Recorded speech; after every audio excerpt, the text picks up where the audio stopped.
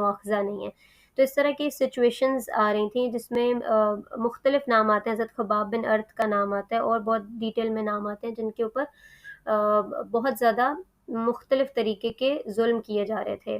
اور ظلم صرف یہ نہیں تھا کہ ان کو یعنی فزیکل ابیوز کیا جا رہا تھا، بلکہ کہہ لیں کہ زیادتی بھی کی جا رہی تھی. یعنی جیسے اگر کسی کے ساتھ لین دین کا معاملہ ہے تو اس میں ان کا حق مار لیا جاتا تھا. جیسے خباب بن ارت کے بارے میں آتا ہے کہ وہ نیزے بناتے تھے اور ڈھالیں بناتے تھے، ان کا ایک پیشہ تھا. تو ایک کافر جو تھا آس بن وائل، اس نے ان کی رقم جو ہے وہ روک لی اور کہا کہ جب تک تم محمد صلی اللہ علیہ وسلم کا انکار نہیں کرو گے تب تک میں تمہاری یہ رقم تمہیں ادا نہیں کروں گا. تو انہوں نے کہا کہ میں اس وقت تک نہیں کروں گا جب تک کہ تم مر نہ جاؤ، بلکہ تب تک بھی یقین نہیں کروں گا جب تک کہ تم مرنے کے بعد دوبارہ اٹھ نہ جاؤ. یعنی جیسے ہم بولتے ہیں نا کہ قیامت بھی آ جائے تو میں تب بھی تمہارے اس بات کو ایکسیپٹ نہیں کروں گا. تو انہوں نے اسی طرح سے بولا کہ جب تک تم مر کر دوبارہ نہیں اٹھائے جاؤ گے تب تک بھی میں نبی کریم صلی اللہ علیہ وسلم کا انکار نہیں کروں گا. تو اس نے کہا کہ اچھا تمہیں لگتا ہے کہ میں مروں گا، مر کر میں دوبارہ اٹھایا جاؤں گا؟ تو خباب بن ارت نے کہا کہ بالکل ایسا ہی ہوگا، سب نے مرنا اور اس کے بعد دوبارہ اپنے حساب کتاب کے لیے اٹھایا جانا ہے. تو اس نے کہا کہ اچھا ٹھیک ہے، میں جو تمہارا پیسہ روکا وہ تبھی دوں گا جب میں مروں گا، مر کر دوبارہ اٹھایا جاؤں گا، مجھے دوبارہ مال اور دولت ملیں گے تو پھر آ جانا اور اپنے قرض کا مطالبہ مجھ سے کر لینا. تو وہ اس قسم کی چیزیں تھیں کہ ان کے ساتھ ان کا حق بھی مارا جانے لگا. جس جس جگہ پر وہ انہیں پرسیکیوشن کا نشانہ بنا سکتے تھے ان مسلمانوں کو جو اسلام لے کر آ چکے تھے. اور اس میں خالی یہی نہیں کہ ان کے اوپر ظلم ہوا، حضرت عثمان رضی اللہ تعالیٰ عنہ جوان ہو چکے تھے، شادی شدہ تھے، اس کے باوجود ان کے چچا ان کے اوپر ظلم کرتے تھے. حضرت ابوبکر کے بارے میں بھی آتا ہے کہ انہیں بھی ایک دفعہ زخم آئے اسلام کی راہ میں. تو یہ مختلف قسم کی زیادتیاں تھیں جن کا سامنا ارلی مسلمز کو بہت زیادہ شدت کے ساتھ کرنا پڑا. اور اس میں پھر اللہ تعالیٰ نے مختلف آیات اتار کر، مختلف واقعات بتا کر ان کی ہمت کو بندھائے رکھا. جیسے بنی اسرائیل کے ان نوجوانوں کا ذکر آتا ہے قرآن پاک میں جو فرعون کے تشدد کے اندیشے کے باوجود بھی موسیٰ علیہ السلام کا ساتھ دیتے رہے. پھر اسی طرح ہم نے سورہ بروج پڑھی تھی، اس میں بھی پوری ڈیٹیل میں اس قوم کا ذکر ہے جن کے اوپر بہت شدید ظلم ڈھایا گیا. یا کہا جاتا ہے کہ ان کو خندقیں کھودی گئیں، بہت بڑی بڑی سی ٹرنچز، اور اس میں آگ بھری گئی اور اس میں پھر لوگوں کو پھینک دیا گیا. اور اس کی وجہ صرف یہ تھی کہ وہ اللہ تعالیٰ پر ایمان لے کر آئے تھے. تو اللہ تعالیٰ بتا رہے تھے مسلمانوں کو کہ اس طرح کی سچویشنز اس میسج کو ایکسیپٹ کرنے کے ساتھ آتی ہیں. تو اب اس میں دو طرح کے رویے یا لوگ سامنے آئے.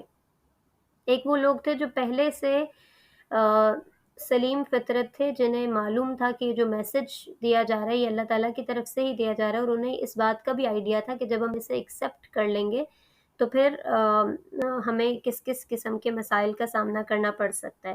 لیکن اس میں کچھ ایسے لوگ بھی تھے جو کہہ لیں کہ صرف سٹارٹ میں just going with the flow والے انداز میں دیکھنے کے لیے کہ اچھا اسلام کہتا ہے کیا ہے، یا اس طریقے سے ایمان لے کر آئے تھے. لیکن جب پھر سختیاں اور مظالم یا اس قسم کی چیز کا سامنا کرنا پڑا تو وہ چیخ اٹھے کہ یہ کیا ہو رہا ہے ہمارے ساتھ. یا اعتراضات اللہ تعالیٰ کی ذات پر یا اسلام پر کہ اگر اللہ تعالیٰ کا ہم نے سیدھا راستہ اختیار کیا تو پھر ہمارے اوپر ظلم اور زیادتی کیوں ہو رہی ہے، اور نبی کا ساتھ دینا اتنا جان جوخم کا کام کیوں ہے کہ ہم تو نبی کا ساتھ دے رہے ہیں، ہم تو سیدھے راستے پر ہیں. تو اس کے اوپر سورہ عنکبوت کی ابتدائی آیات نازل ہوئی، میں چاہ رہی تھی کہ آپ لوگوں کے ساتھ شیئر کروں. بسم اللہ الرحمن الرحیم. الف لام میم. کیا لوگوں نے یہ گمان کر رکھا ہے کہ صرف ان کے اس دعوے پر کہ وہ ایمان لے آئے ہیں انہیں چھوڑ دیا جائے گا اور ان کو آزمایا نہیں جائے گا؟ یعنی اللہ تعالیٰ صرف اس پر نہیں ایکسیپٹ کر لیں گے کہ ہاں کوئی زبان سے اقرار کر لے کہ وہ ایمان لے آیا، بلکہ یہ ٹائم تو وہ تھا کہ جس میں کھرے اور کھوٹے کو الگ کرنا تھا، تو ان کی آزمائش بھی کی جانی تھی.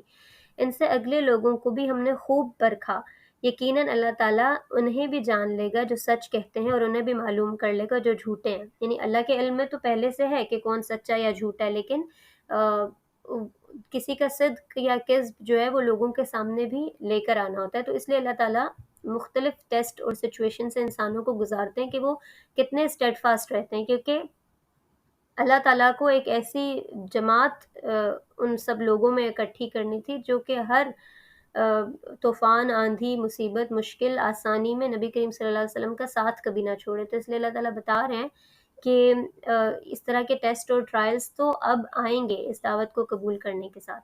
آگے کہا جا رہا ہے کیا جو لوگ برائیاں کر رہے ہیں انہوں نے یہ سمجھ رکھا ہے کہ وہ ہمارے قابو سے باہر ہو جائیں گے؟ یہ لوگ کیسی بری تجویزیں کر رہے ہیں، یعنی وہ لوگ جو مسلمانوں کے اگینسٹ پلانز اور پلاٹنگز کر رہے تھے، تو ان کو بتایا جا رہا ہے کہ تمہیں ایسے لگ رہا ہے کہ تم ہماری گرفت سے باہر نکل جاؤ گے۔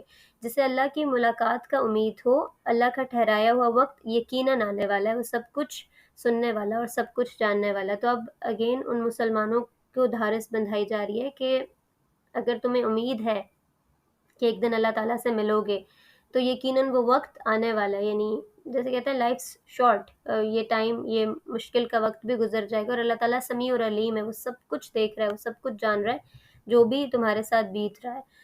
اور ہر ایک شخص، ہر ایک کوشش کرنے والے کو اپنے ہی بھلے کی ومن جاہد فانما یجاہد لنفسی، اور ہر شخص جو بھی کوشش کرتا ہے وہ اپنے لیے ہی کوشش کرتا ہے، یعنی جو بھی اسٹرگلز فیس کرنی پڑ رہی ہیں وہ آپ کے ہی بھلے اور خیر کے لیے ہیں۔ آخر کار جو اس کا اجر ملے گا، جو کہ نیور اینڈنگ اجر ہوگا، وہ انہی لوگوں کو ملے گا جو اس ٹائم اسٹرگل کر رہے ہیں۔ ان اللہ لغنی عن العالمین، اللہ تعالیٰ غنی ہے تمام جہان والوں سے، یعنی اللہ تعالیٰ بتا رہے ہیں کہ میں ان ایفرٹس کا محتاج نہیں ہوں، جو بھی ایفرٹس اس وقت میں کی جا رہی ہیں وہ آخر کار ریٹرن میں، بدلے میں انہی لوگوں کو فائدہ دیں گی جو اس میں اسٹیڈ فاسٹ رہ رہے ہیں۔